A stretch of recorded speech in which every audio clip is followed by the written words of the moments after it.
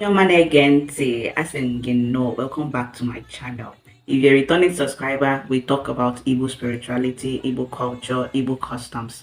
In this our modern age, it is left for me and you, the youth, the young people, the descendant of a great ancestors, to talk about our ancestral practices and keep them alive and give it a definition, an interpretation of what those things means to us as Ndi Igbo. So because without our ancestors, me and you will not exist. So we know our ancestors. So it is left for us to try to understand how they lived their lives and use those information to find some way to better our society and not the other way, and not to use the knowledge of the past to, to frustrate another person, engage in bad juju and all those things. So today's topic I want to talk about is, what does Igbo culture say about Nseke, black spell? Now, if you're new within the Igbo traditional spirituality space, let's say you've gone to the Venetian, it's common for you to hear Nseke. Nseke. Nseke Sugi, Ibu Nseke. So it is very common for you to hear it. So, but what do you understand about the word Nseke? Namandu bu Nseke. Nseke no nyonya hunsubu. What do you understand about Nseke? So this is what I want to discuss today. So I started with saying that for you to understand the rationale that is behind our Igbo cultural practices, how our ancestors lived their life, for you to understand these things, you need to start seeing our culture, our traditions from an ancestral perspective. The reason you wait near now is that when our ancestors were still existing during their own time, they were engaging in so many traditional rituals. Ancestral,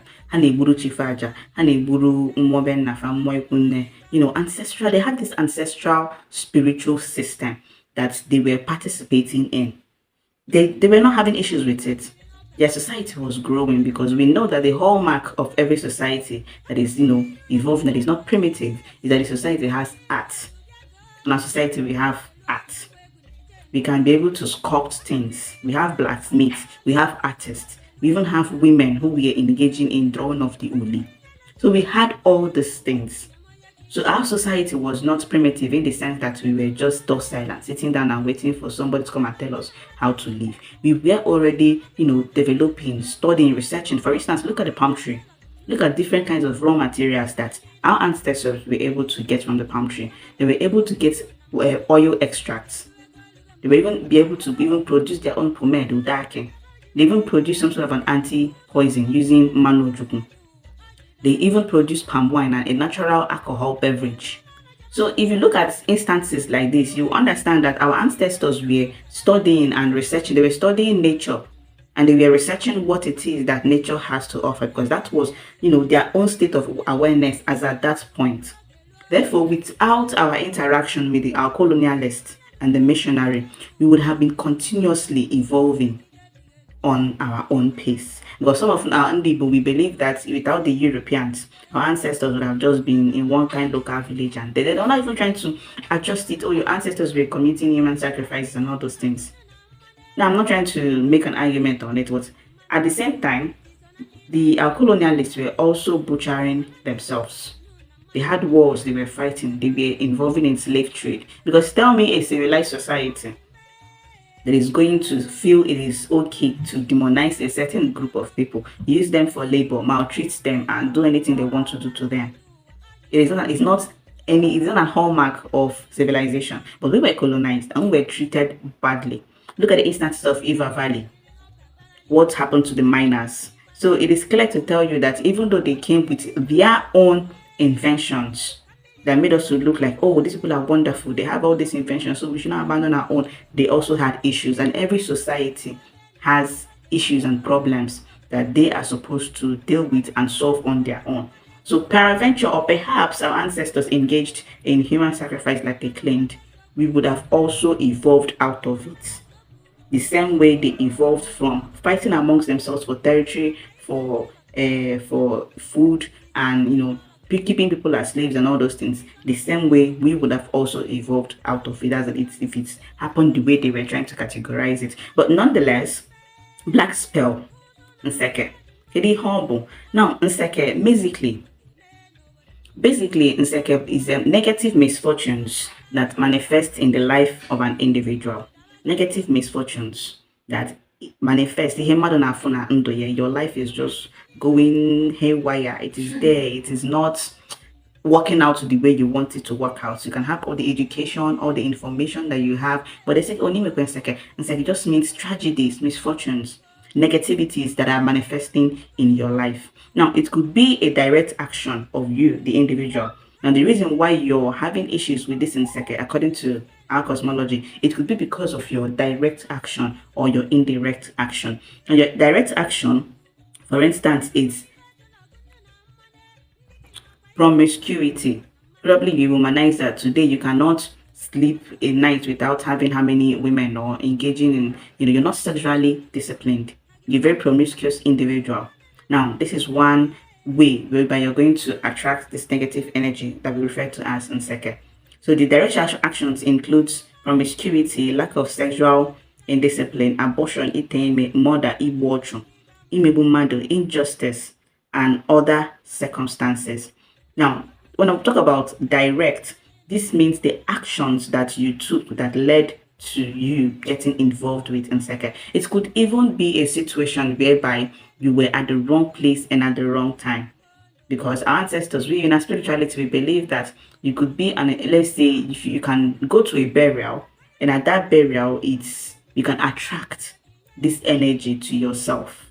So this is why for some core traditionalists, once they go to any place, like any social gathering, like a club, a bar, or they go for burials or big occasions, they come back and they start cleansing themselves using the alligator pepper, or they take, a spiritual bath. So it's just based on people, your belief and what you're dealing with it. But in our customs, in our spiritual custom, we believe that you can attract this. So it is as a result of your direct actions that you're getting involved or being, this Nseke. Now, the indirect actions are basically circumstances that you are not directly involved in. So it could be as a result of a Ugo Onyowaji. This is cosmic or kamanic death. Ugo Onyowaji. Now, Ugo Onyowaji could be some kind of a thing or an action that your reincarnator engaged or took that is now affecting you. For instance, if your ancestor was somebody that beat up a woman or a pregnant woman, and probably the woman died as a result of it. Now, you in this reality could be having issues with children. And the reason for that is that your Onyowa is holding a cosmic debt that needs to be paid. Now, the moment you pay it, then you can be able to procreate and have your own children. So these are just things that we believe in our spiritual system. So we believe that Onyowaji can cause an individual to be involved with Nseke. You're having tragedies and misfortunes. Now, the next one is Ihenanna Metal. And then it could be as a result of destroying of an ancestral shrine, destroying of an ancestral offer, engaging in slave, kidnapping, and all those things. So the actions of the parents in the past could contribute to the misfortunes that a child is facing in his or her life. So it is as a result of an indirect action of the people that came before you that you are suffering these misfortunes and Nseke. Now, finally, is an injustice of the past. Maybe your lineage, you were barbaric to a person. You were the cause whereby your family were the cause whereby you took somebody's land, you maltreated somebody, you made that person to shed tears, and all those things. So, an injustice of the past could contribute to why you're being troubled with misfortunes and negativity in Nseke currently. Now, each of these things listed, in cosmology, we have signs that indicate the presence of Nseke in the life of an individual.